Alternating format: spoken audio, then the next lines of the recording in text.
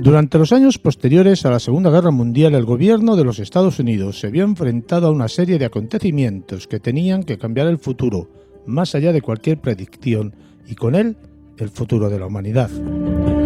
Entre enero de 1947 y diciembre de 1952 se estrellaron o cayeron a tierra al menos 16 naves extraterrestres. De ellas, fueron recuperados 65 cuerpos inertes y solo uno, con vida. Milton William Cooper narra en su obra Hay aquí un caballo pálido y en su capítulo 12, El gobierno secreto, esta historia ufológica con una total credibilidad por parte del que fuera miembro de los servicios secretos de inteligencia americanos. Bueno, pues ya tenemos por fin otra vez en Mundo Insólito Radio a José Antonio Bielsa, que hoy nos va a hablar de un personaje histórico cuando menos digno de estudio, ¿verdad, José Antonio? Así es, Juan Carlos. Estamos hablando de Milton William Cooper. En el ámbito anglosajón es una figura sin duda muy conocida. Aquí entre los hispanohablantes no tanto, pero sí que podemos afirmar rotundos que estamos hablando realmente del mayor escritor disidente posiblemente del siglo XX. Tal es la cantidad de información de extremo secreto que este señor pues fue sacando a partir de los años 70, ¿no? ¿Qué podíamos hablar, por ejemplo, de este buen señor en su infancia, ¿no? Porque, como vamos a ver a lo largo de la entrevista, imagino yo que veremos el por qué llega a hacer lo que llega a hacer y escribe lo que escribe, ¿no? En efecto.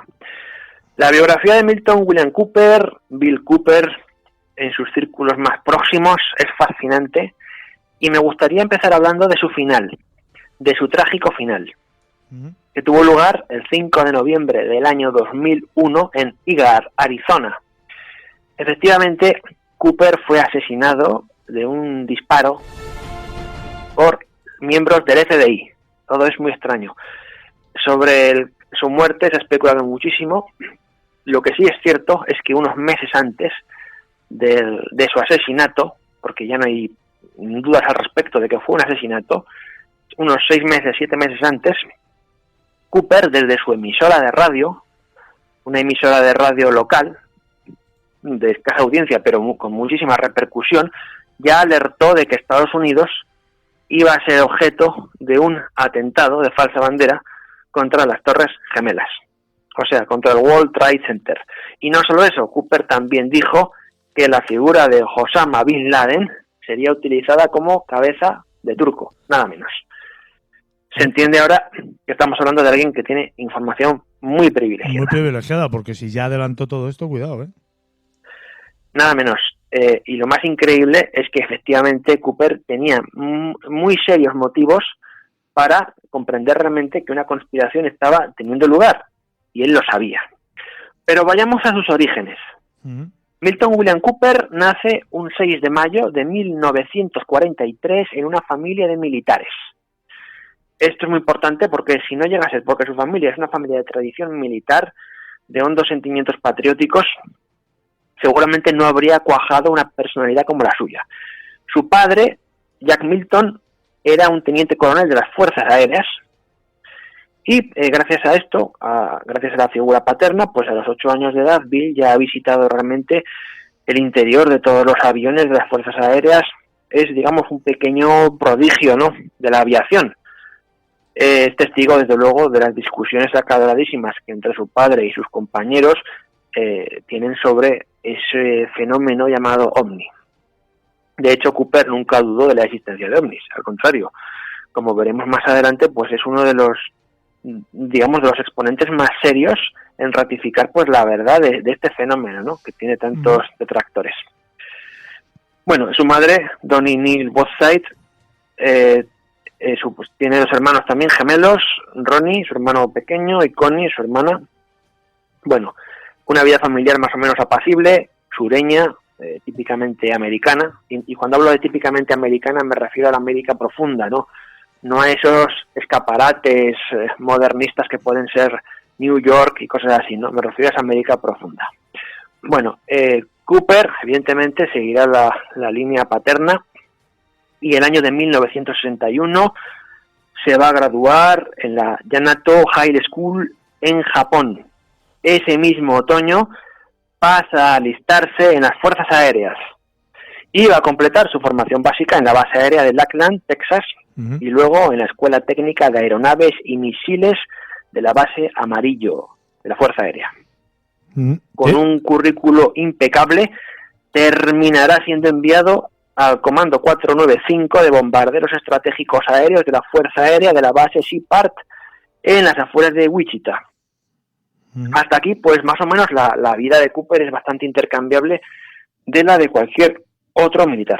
Sin embargo, el propio Bill Cooper ya lo dice, a partir de aquel momento, él dejó de ser un mero aspirante a militar y pasó a tener una autorización de seguridad secreta. Aquí comienza realmente la doble actividad de Cooper como estudioso, ¿verdad?, de los servicios de información profundos.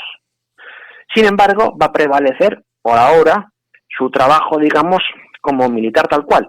Va a trabajar con bombarderos B-52, aviones nodriza, KC-135, misiles Minuteman. Todo esto le va a dar pues un arsenal de conocimientos en armamentística que ya quisieran para sí otros. Y es que, dada su aplicación como parte de la élite de la Fuerza Aérea, esto le va a permitir no solo tener un reconocimiento, digamos, a escala local, sino también a escala nacional. Se va a hacer acreedor de muchas medallas. Por ejemplo, tiene 2 medallas importantes, como la medalla de la Defensa Nacional y la medalla a la buena conducta de la Fuerza Aérea. Será, sin embargo, el año de 1963 el que marque su punto de inflexión y digamos que abra la perspectiva de la disidencia. Porque el 22 de noviembre del año 63 todos sabemos lo que pasa, y es que se consuma el magnicidio de JFK en Dallas. Cooper será testigo de aquello, lo verá traumatizado y comenzará a pensar. Y aquí es donde nace realmente la teoría del gobierno en la sombra, del gobierno oculto. Tal y como se verá luego, pues bueno, el asesinato, el magnicidio de Kennedy, pues forma parte de un plan de cloacas del Estado. Ya lo veremos más adelante. Bueno, a todo esto, 2 años después, en 1965, abandona la Fuerza Aérea y en diciembre de ese mismo año marcha a la Marina. Esto es importante que lo subrayemos porque Cooper, desde niño, había sentido gran atracción por el océano, pero tenía un problema, que es totalmente letal para un marino, y es que se mareaba. Pero, pese a ello, él sigue con su sueño y es enviado al Centro de Entrenamiento Naval de San Diego. Allí, pues, hará en el campamento de entrenamiento las pruebas básicas que lo validen, y gracias a su experiencia previa en las Fuerzas Aéreas, se le hará tal cual comandante en jefe de la compañía de reclutamiento. Esto le va a permitir dar un paso más y, en su afán por la aventura, decide ofrecerse voluntario para lo más arriesgado que existe en ese momento, que es evidentemente los submarinos. Curiosamente, a la primera es aceptado y, al terminar el entrenamiento básico, es enviado a Pearl Harbor, en Hawái, donde pues va a ser testigo presencial de cosas tremendas, ¿no? Allí tendrá lugar su primer avistamiento ovni, hasta el punto de que, bueno, cuando le cuente esto a sus superiores, le van a mirar con unos ojos absolutamente desquiciados y le van a pedir que por favor haga el favor de callarse porque no puede decir eso. Es decir, será, digamos, amablemente represaliado, ¿no? Bueno, tras este incidente deja de ser voluntario de submarinos y es transferido al USS Thornbike, que es, por así decir, un submarino explosivo, como él dijo, una cisterna de gasolina. Tal era el peligro que entrañaba esta máquina, y permanecerá en él cerca de 1 año en las costas del Vietnam. Estamos ya en pleno conflicto bélico. Milagrosamente sobrevivirá a un potencial ataque por cohetes no realizado finalmente por el Vietcong, pero el submarino era un objetivo. Y antes de, por ir aligerando y no extenderme mucho más, podemos decir que su definitivo acceso a la inteligencia profunda tendrá lugar cuando la Escuela Naval de Seguridad e Inteligencia de especialistas en seguridad interna lo elija en servicio. Aquí, digamos, es ya cuando Cooper realmente ya, digamos, toma el testigo de lo que podemos llamar las agencias top secret, ¿no? Esto, digamos, que puede ser un poco su carrera como militar. Fíjate que a mí me extraña el ascenso tan rápido. Yo me imagino que tiene influencia por parte paterna, como has mencionado, además de su inteligencia, ¿no? Me extraña que, a pesar de haber se pronunciado sobre un avistamiento ovni todavía le suban ahí arriba. ¿Sabemos algo de su carrera académica o solamente fue militar? Su carrera académica, precisamente, Juan Carlos, empieza una vez se ha alejado, digamos, del mundo militar. Él fue un mutilado de guerra, tuvo pues una serie de problemas físicos terribles, pero, y esto es lo más importante, entre los años 1970 y 1973 es miembro del equipo de información de los servicios de inteligencia del comandante en jefe de la Flota del Pacífico. ¿Qué quiere decir esto? Pues que por sus manos van a pasar unas informaciones muy privilegiadas a las que solo va a tener realmente acceso pues esa élite de la que él forma parte. Él en estos momentos trabaja, no nos engañemos, como un estajanovista de la información secreta. Por sus manos pasa de todo, es inasimilable. Y él simplemente, pues, de forma atónita, lo va leyendo, va descubriendo cosas, y es cuando descubre realmente su mayor hallazgo, ¿no? Que es la teoría, no es más que una teoría, es un hecho, ¿no? La existencia de un gobierno secreto. Un gobierno secreto que se integraría en lo que es el MJ-12. Esto no es tanto una teoría de conspiración como un hecho que solo ha sido el propio Cooper el que lo ha aireado, ¿de acuerdo? Vamos a ver bastantes cosas extrañas. Si quieres, vamos adentrándonos en el documento. Porque vamos a ir a el origen, identidad y el propósito del MJ, pero vamos a decir que esto forma parte, o es un capítulo de un libro que escribió, ¿no? Efectivamente, su tesis de investigación, más parece una tesina que una tesis, el gobierno secreto, va a ser recopilado en su obra máxima, He aquí un caballo pálido. Este libro se lo recomiendo encarecidamente a los lectores. Estamos hablando de uno de los libros más importantes jamás escritos en el siglo XX. Tenemos por la suerte de que el libro está traducido al español en una edición muy competente a cargo de la editorial Omnia Veritas, que se puede adquirir en Amazon, por cierto, no en ningún otro sitio. Y bueno, este libro, en el capítulo 12, recopila este maravilloso trabajo. Mira, déjame permitirte un inciso. También hay una versión un poco resumida de este libro, gratuita, en versión PDF en Internet. Ponen el título, ponen el nombre del autor y ahí se pueden descargar y es realmente interesante. Este capítulo que tú has dicho, o sea, del origen, identidad y propósito del MJ-12, me choca mucho porque fíjate que empieza, y luego ya te doy paso y nos lo explicas tú, que eres más entendido, con un párrafo que dice así: los signos están aumentando. En el cielo aparecerán luces rojas, azules, verdes rápidamente. Alguien viene de muy lejos y quiere conocer a la gente de la Tierra. Las reuniones ya han tenido lugar, pero los que realmente lo han visto guardan silencio. Y firma el Papa Juan XXIII, 1935. Tú fíjate cómo empieza este capítulo del gobierno secreto. Ahora sí, explícanos a qué alude esto. Efectivamente, Juan Carlos, esa cita es brutal, porque evidentemente no está hablando el Papa Pío XII, está hablando el Papa Juan XXIII, Rosa Cruz, persona muy próxima a los círculos secretos de manifiesta afiliación masónica. Y Cooper siempre lo dijo, él durante toda su vida se hizo promesa, se hizo fe de jurar pues un triple acatamiento. Él defendería los intereses de Dios, los intereses de la Constitución americana y los intereses de la ley natural a través de su familia. Vale. Dicho esto, cuando sale a la luz todo este documento, porque este documento, lo más importante es que no fue tanto escrito, fue dicho. Es decir, él en sus programas de radio, porque este libro realmente no es tanto una obra escrita como una obra radiada, que luego ha sido transcrita, va a dejar una serie de informaciones que están ahí, digamos, todavía están, digamos, bajo secreto de sumario, aunque están publicadas. Ojo, la idea es muy simple. En Estados Unidos, tras la Segunda Guerra Mundial, Estados Unidos ha conseguido la hegemonía planetaria, dejando fuera Europa. Urge plantearse con la logística existente, con las tecnologías de las que Estados Unidos hace uso, urge comprender realmente qué desarrollo y qué utilidad se les va a dar, ¿de acuerdo? Es aquí cuando Estados Unidos se plantea una controversia, y es si tiene que ser fiel a la democratización de la información o mantener el secreto.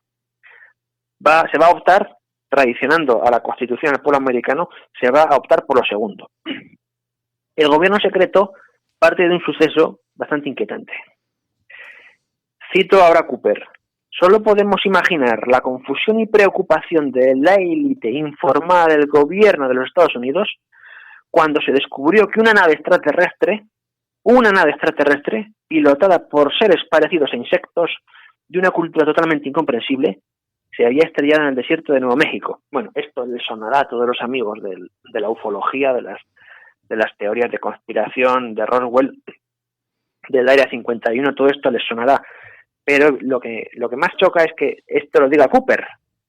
Si hemos leído a Cooper, si conocemos sus trabajos, sabemos que es un tipo muy académico, vamos, que si siempre pues te pone decenas de páginas de fuentes, todo contrastadísimo. Vemos que es una persona que escribe, digamos, desde el sentido común, súper escéptico, totalmente pragmático. Y de pronto descubrimos que el propio Cooper afirma esto. Afirma inteligencias extraterrestres. De apariencia increíble. De apariencia increíble. Como veremos más tarde, con uno de los extraterrestres supervivientes, un EVE, o una entidad biológica extraterrestre, como se denominará en su momento. Lo cierto, y esto es lo que el oyente tiene que tener presente, y que ha sido, digamos, silenciado al mundo, es que entre enero de 1947 y diciembre de 1952, curiosamente en esos años, se estrellan al menos, según Cooper, insisto, y desde luego, y según los documentos previamente clasificados, se estrellan o caen a la Tierra al menos 16 naves extraterrestres. ¿Cuántas, perdona, que no te hemos oído? 16 naves extraterrestres. 16. Son recuperados además 65 cuerpos de extraterrestres. 65 cuerpos muertos. Y hay uno vivo. Sobre este extraterrestre vivo hablaremos más tarde. Uh-huh. Se encuentra una nave extraterrestre adicional que había explotado. De esto, bueno, lo más curioso es que casi todas las caídas se producen en USA. 13 naves caen en Estados Unidos. Una de ellas mejor dicho, 13, una de ellas en Arizona, 11 en Nuevo México y una en Nevada. Otras 3 caen en el extranjero. Una será en Noruega y otras 2 en México. Curiosamente, en estos años, ya sabes que, Juan Carlos, que se produce pues una verdadera plaga de avistamientos de ovnis. Uh-huh. Era tan numeroso pues que hacía imposible una investigación seria. Esto era perpetuo, ¿no? Todos los días se veían ovnis. Y es curioso porque, fíjate también, llevamos en las últimas semanas, meses, con muchos avistamientos de ovnis. O sea, que es que tampoco esto nos debería extrañar. Sin embargo, vamos al hecho crucial. El 13 de febrero de 1948 se encuentra una nave extraterrestre en una meseta cercana a Aztec, Nuevo México.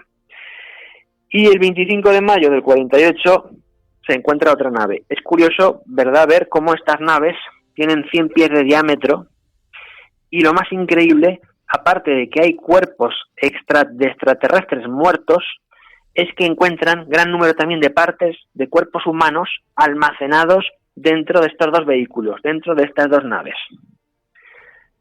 Se ha especulado muchísimo. Lo cierto es que el denominado proyecto SIGN, S-I-G-N, que digamos que es la carta sumarial de todos estos acontecimientos, se va a convertir en lo que se llama el proyecto Grudge, G-R-U-D-G-E, en el año 48, concretamente en diciembre. Este va a ser el proyecto que va a utilizar la inteligencia useña para, una vez, digamos, diluido, crear lo que se llama el libro azul, el Blue Book, uh-huh, que va a ser, digamos, el material que van a utilizar todos los libros de vulgarización y de desinformación, porque evidentemente esta información va a ser, digamos, trastornada. En los años 50, 60, bueno, autores como Charles Berlitz, incluso autoridades como Jiménez del Oso, pues van a hablar de esto. Y vamos a ver, pues, cómo traen a colación el proyecto Alternativa 3, entre otras muchas cosas, pero siempre con el tema OVNI de fondo, aunque evidentemente con una información que según Cooper está falseada. No obstante, me voy a saltar todo esto porque es muy técnico. Hemos hablado antes de que había un extraterrestre que fue encontrado con vida. Uh-huh. Fue encontrado con vida, sigo aquí. Ahora voy a leer a Cooper para que para que el oyente no se quede perplejo, cito: al alienígena que fue encontrado vivo vagando por el desierto en 1949, el accidente de Roswell, se le llamó EVE. El nombre fue sugerido por el doctor Vannevar Bush y era la abreviatura de entidad biológica extraterrestre. Uh-huh. El EVE, añade, tenía tendencia a mentir y durante más de un año solo dio las respuestas deseadas a las preguntas formuladas. Te iba yo a preguntar, o sea, ¿se entendían? Eso es lo más extraño, porque Cooper realmente no explica cómo se producía la comunicación, pero sí que es cierto que había comunicación y detectaron que el EVE, que el extraterrestre, mentía. Sigo aquí citando a Cooper, por supuesto, dice Cooper aquí: durante más de un año solo dio las respuestas deseadas a las preguntas formuladas.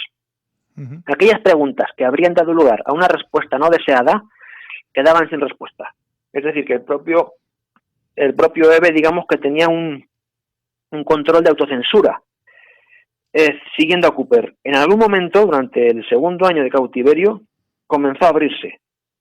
Empieza a haber como una especie de síndrome de Estocolmo entre el EVE y los servicios de inteligencia que lo están tratando. Mero inciso. Y sigo, la compilación de sus revelaciones se convirtieron en los cimientos de lo que más tarde sería el llamado Libro Amarillo. Se tomaron fotos del EVE, que entre otros, esto lo dice el propio Cooper, yo vería años más tarde en el proyecto Grudge, pero, ojo, a finales de 1951 el EVE enferma. El personal médico no puede determinar la causa de la enfermedad del EVE y no tenían ninguna base con la que trabajar. Esto es ya tremendo, ¿no? Uh-huh.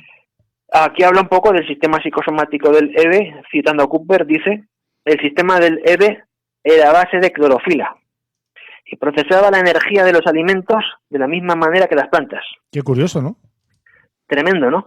Uh-huh. Añade, excretaba el material de desecho de la misma manera que las plantas. Fueron llamados varios expertos para estudiar la enfermedad. Estos especialistas incluían médicos, botánicos y entomólogos.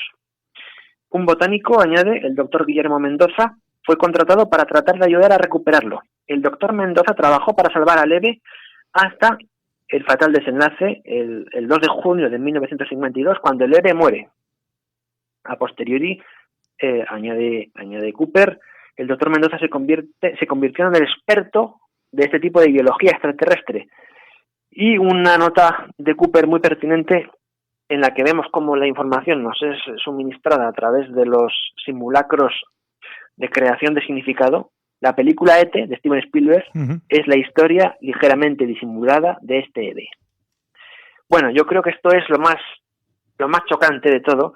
Es cómo se nos ha boicoteado muchísima información importante y de cómo este EVE, que supuestamente vino aquí con una misión, digamos, de paz, no pasó desde luego desapercibido a los servicios de inteligencia que supieron comprender a qué había venido.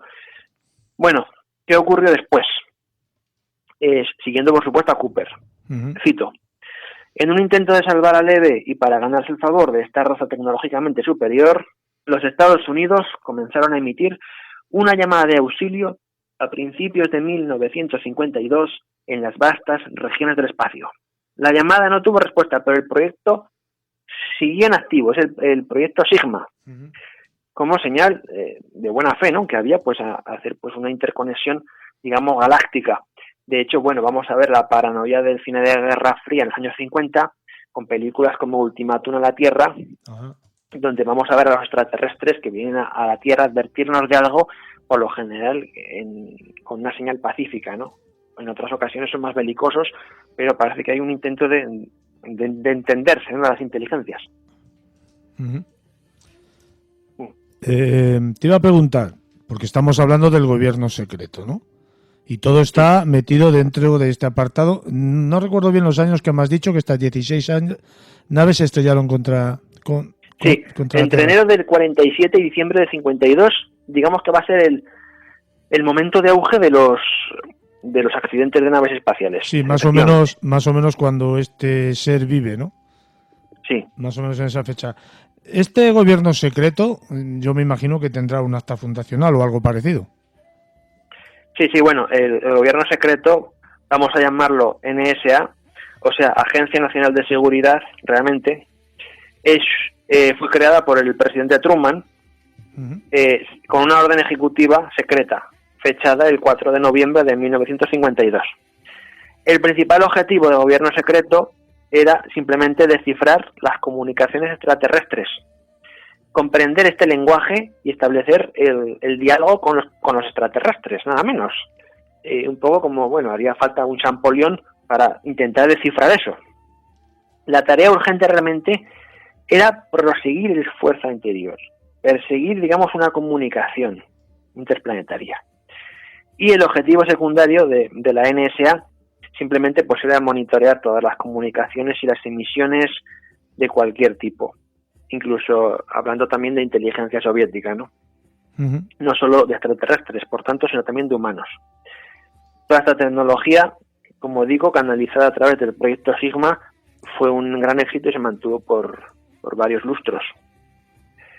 Es evidente que, bueno, la NSA también iba a mantener comunicación, según Cooper aquí, por supuesto, con una base en la Luna, porque Cooper da por hecho que el hombre estuvo en la Luna antes del año 69. Esta es otra cuestión súper controversial y algunos se llevarán la mano a la cabeza. Muchos dudan de que el hombre haya estado en la Luna. Cooper pues dice que no, que ya se conocían las bases en la Luna. También habla incluso de unas bases en Marte. Todo esto es tremendo y nos permite pues... bases humanas. O sea, que ya habíamos llegado a la Luna y había bases, ¿no? Sí, bases humanas, evidentemente... fabricadas por humanos, pero que el hombre no había pisado la Luna, ¿no? Exacto. Unas bases que, por cierto, en el proyecto Alternativa 2, no sé si conoces, Juan Carlos, Alternativa 1, Alternativa 2 y Alternativa 3, pues Alternativa 2, en un supuesto escenario posatómico, consistiría en, y ojo que se empezó a hacer, y hay grandes infraestructuras realizadas en los lugares geográficos que no podemos especificar exactamente, son grandes ciudades subterráneas para las élites. Esas ideas, pues ya Thea von Harbu, en el guión de Metrópolis, ya especuló sobre esas ideas. Fíjate tú, todo esto no es tan de fantasía. Que si ahora nos ponemos a enlazar, está claro que existe una conexión entre este gobierno secreto en busca de vida extraterrestre, si no se supone que ya están aquí, con las élites famosas que estamos hablando durante varios programas, ¿no?, que gobiernan la Tierra. Desde luego, rotundamente, en teoría, a priori, sí. Hay que decir un sí rotundo. Pero insisto, si el precio de esta información... A ver, Cooper, cuando saca este libro, He aquí un caballo pálido, ya dice que este libro con este libro, digamos, que ha puesto el precio a su cabeza. Él sabía que iba a tener un final violento, que lo iban a asesinar, pero faltaba un pretexto realmente para matarlo. Fue lo de las torres, podía haber sido otra cosa. Yo creo que si esta información, que cuesta, este libro de verdad, es un libro pues muy denso, puede llevar varios meses de asimilación. Si una persona imparcial, desapasionada, escéptica, pero sin prejuicios, intenta acercarse al trabajo de Cooper y lo intenta ir deglutiendo, comprenderá que las fichas, aunque sean prácticamente irreconciliables, van casando. Porque, insisto, yo, todo esto del gobierno secreto, a título personal, cuando lo leí, no le di ningún crédito. Pensé que era un dechado de desinformación. Pero viendo los sucesos, los eventos perfectamente desplegados que estamos viendo ante nuestros ojos, pues todo esto encaja. Y no nos olvidemos que estamos hablando de un señor que fue miembro de las Fuerzas Aéreas y de la Marina Americana y además de los servicios de inteligencia, que no estamos hablando de alguien que ha salido de su casa. Efectivamente. Estamos hablando de una persona que tenía, como tú bien has dicho hace un rato, mucha información y muchos documentos privilegiados con información secreta. Sí, mucha información. Él mismo contaba, por cierto, que la sensación de amenaza, realmente una sensación de amenaza terrible en la que pasó sus últimos 20 años de vida, pues le llevaron pues simplemente pues a vivir armado, con un techado de seguridad increíble, porque los elementos hostiles, los infiltrados, pues recorrían, generalmente paseaban alrededor de su casa en coches, muchas de sus conferencias eran boicoteadas, en fin, se trata, insisto, de un testigo de excepción del siglo XX que nos va a explicar un poco qué está tramándose en la sombra. Toda la información de Cooper, evidentemente, ya está liberada, la inmensa mayoría. Otra información ha quedado en discos que han sido secuestrados. No recuerdo los nombres de los dos pájaros que traicionaron a Cooper y que le hicieron un desfalco económico tremendo al final de su vida, pero, insistimos, lo más importante está concentrado en esta tesis, en el gobierno secreto, y que es un texto pues que, insisto, que animó a que los lectores y los oyentes pues estudien con calma, ¿verdad? La verdad que es tremendo y hay que leerlo, como tú lo has dicho, con muchísima tranquilidad, porque aparte de los datos que da, fechas y demás, dice muchas cosas, porque también creo que menciona a la familia Rockefeller y bueno, dentro de todo ese gobierno, pues me imagino yo que había miembros muy importantes que estaban en la dirección, ¿no? Sin lugar a dudas. Bueno, Cooper también tenía cierta debilidad, todo hay que decirlo, por la literatura, digamos, utópica, ¿no? Utópica y distópica. Y observaba que muchas de estas teorías no eran originales, sino que ya habían sido pues planificadas pues por ingenios, ¿no? Escritores no solo talmúdicos, gnósticos, todas las vinculaciones entre la Casa Blanca y la familia Rothschild, bueno, agencias y logias que están todavía más o menos operativas, pues es muy llamativa, ¿no? Evidentemente también su condición de ser miembro del ejército pues le supuso pues muchos quebraderos de cabeza, y es lo que le impidió pues evidentemente que tuviera crédito, digamos, entre el más media, ¿no? Por eso él tuvo que habilitarse un canal de radio de baja frecuencia, y bueno, eso le permitió pues ir difundiendo sus documentos, ¿no? En fin. Fíjate, como te digo, Juan Carlos... Claro, es que él menciona también a la familia Rockefeller. Sí.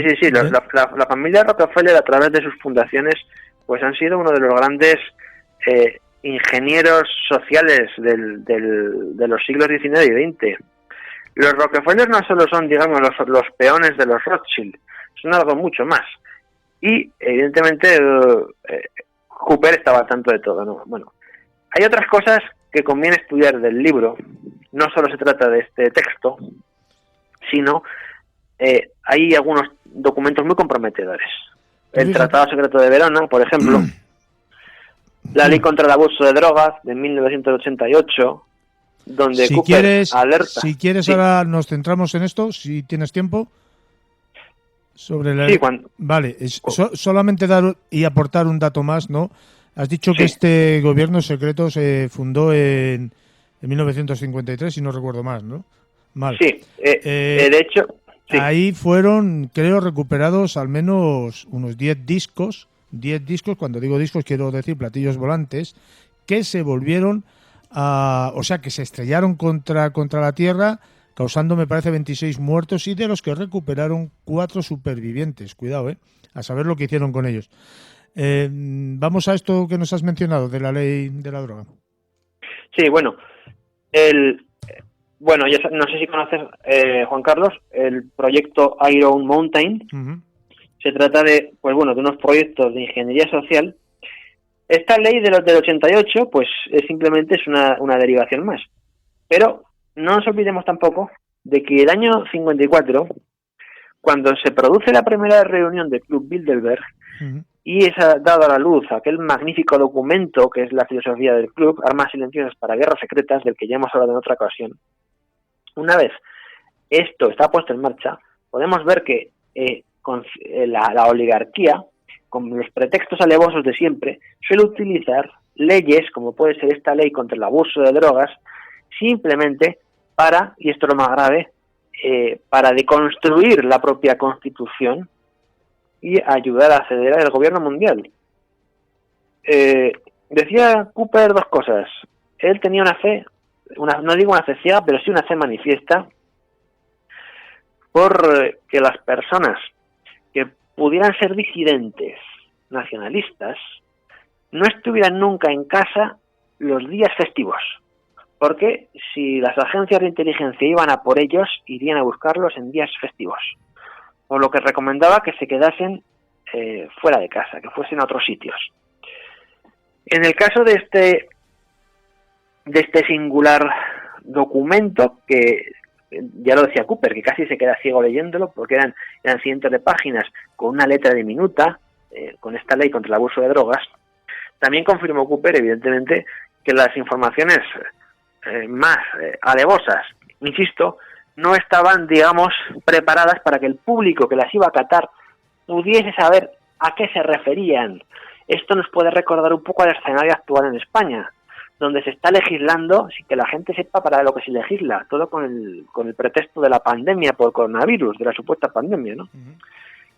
Bueno, insisto, es que el tema es de una amplitud casi infinita. Sí, pero fíjate, por ejemplo, tú que estás diciendo ahora con la supuesta pandemia, ya empezaron con las Torres Gemelas, con el atentado de España, de Atocha, con el atentado que hubo en Inglaterra y con el atentado que hubo en Francia. Todos esos atentados, supuestos atentados de falsa bandera, lo único que sirvieron es de pretexto para limitar las libertades sociales que teníamos hasta entonces. Lo que pasa es que esto lo hacen siempre por la puerta de atrás, y da igual cómo se llame el gobierno y cómo se vista. Todos participan de la misma mesa redonda, ¿no? Sí, totalmente, así es. Bueno, de hecho, uno de los textos que más obsesionó a Cooper fue los protocolos de los sabios de Sion. Uh-huh. El poder oculto sin rostro, la sinagoga de Satanás. Y esto, pues, Cooper en el capítulo 15 de su libro analiza los 24 protocolos, dando una explicación, no solo apelando a la literalidad del texto, sino intentando encontrar por qué los protocolos de los sabios de Sion sirven realmente como el gobierno de mando de la nave, del avión. Vamos a un gobierno único mundial ultravigilado, donde todos los recursos van a estar cosificados. Eso ya lo sabemos. Resulta irreversible, porque es que el grado de aceleración es tremendo. Has hablado, Juan Carlos, del año 2000, o el año 2001, que es realmente cuando empezaría el siglo XXI. Uh-huh. En apenas unos meses, entre los años 99, 2000, 2001, vamos a ver la implantación masiva de cosas totalmente nuevas. Desde paradigmas antropológicos, de cómo la nueva poshumanidad se va abriendo camino, cómo van a incentivar la guerra de los sexos a través de la ideología de género, a través de un montón de cosas que, no nos engañemos, no son producto de algo casual, sino que están ahí, atienden a una lógica muy efectiva. Piensa en un detalle curioso. En los años 80, en las televisiones mundiales, van a estar, siguiendo aquí el proyecto Iron Mountain, van a estar machacando a la población con el tema del peligro de violación, ¿no? Sí. Grandes cantidades de personas van a sufrir violaciones, ¿te acuerdas o no? Sí. Curiosamente, 20 años después, ocurre lo contrario. Los movimientos minoritarios empiezan a tener visibilidad. Todo esto es casual en absoluto. Los movimientos minoritarios, quiero decir, sexuales. Todo esto pues tiene un objetivo claro. A la lectura de las tesis y de la filosofía de Cooper, la conclusión que yo os traigo es la siguiente. Hay un programa visible, que es un programa de ingeniería social que todos podemos intuir. Pero ese programa no es el importante. El programa importante está oculto debajo de ese programa. Y es un programa del que solo son partícipes las élites. Solo conocen realmente ese programa las élites. Y ese programa está relacionado con la inteligencia extraterrestre. Ese programa, insisto, que Cooper denomina gobierno secreto y que no tiene desde luego nada que ver con lo que han dicho autores como David Hiskey y gente de esta, que hablan de la trama reptiliana. No, esto desde luego Cooper lo desmonta. Llega un momento en su libro incluso que plantea la posibilidad y dice que no hay que tomárselo en serio, porque esto estaría inserto, digamos, esta vía de conocimiento estaría inserta en los servicios de contrainformación y en su programa diluido que lo he nombrado antes, que se llamaba, a ver si me dejas, exacto, Blue Book. El libro azul todo esto viene del libro azul, ¿de acuerdo? De la versión bastardeada de los hechos reales. En definitiva, que hay misterios que son prácticamente irresolubles, pero que a partir de este pequeño cuaderno de bitácora, que puede ser el estudio de Cooper, podemos comprender un poco mejor esta compleja trama, ¿no? Creo yo. Pero fíjate tú que esto le da una, para mí, importancia tremenda a aquellas personas que creen que los seres extraterrestres existen y que nos visitan y que están entre nosotros.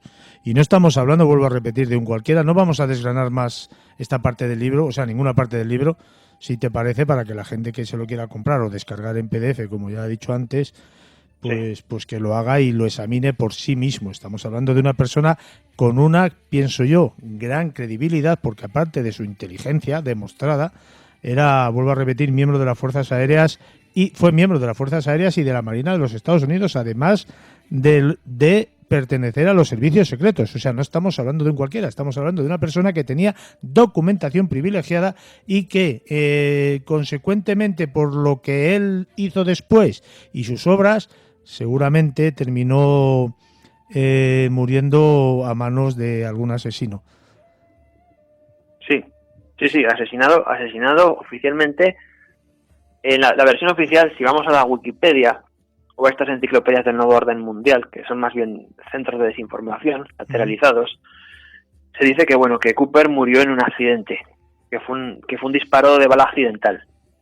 Pero se sabe que no porque está ya contrastado, es asimilado que es un asesinato, la propia familia sabe que iban a por él y que se hizo una persona muy molesta. Después de vaticinar con todo lujo de detalles, con pelos y señales, todo lo relativo al 11S, bueno, Milton Cooper... era vaticinar bajo el conocimiento de lo que iba a pasar. Exacto. Milton Cooper sobraba ya, y se lo tenían que pulir. Pese a todos los esfuerzos que hizo él por defenderse, no pudo salir, y cayó, y murió, y en fin.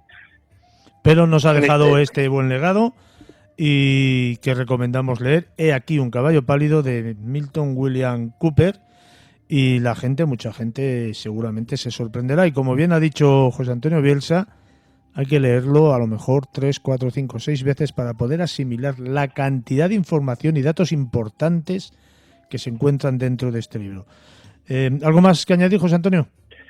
Pues sí, que es un libro árido, no es un libro fácil de leer, no es un libro que tenga una narrativa en prosa convencional, se trata de una acumulación de información, de documentos que el autor ha compilado y que, como bien has dicho, pues es un libro que hay que leer varias veces y releer, y que a mi juicio pues es uno de los libros capitales del siglo XX, de los libros metapolíticos capitales del siglo XX, sin lugar a dudas.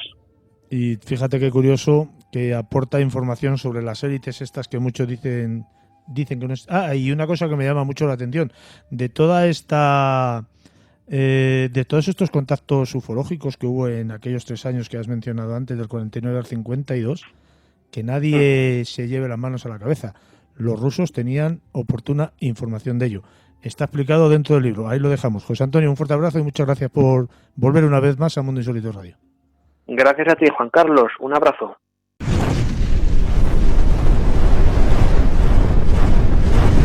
Mundo